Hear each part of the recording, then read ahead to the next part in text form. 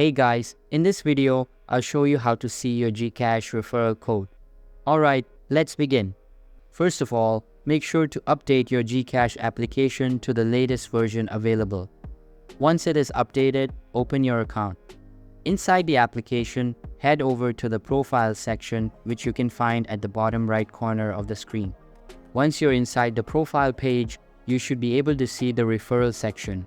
However, if you don't see it, it means that GCash is not currently offering the referral code feature. Sometimes it will show up when GCash is offering that service, but unfortunately, it may not be available for everyone at the moment.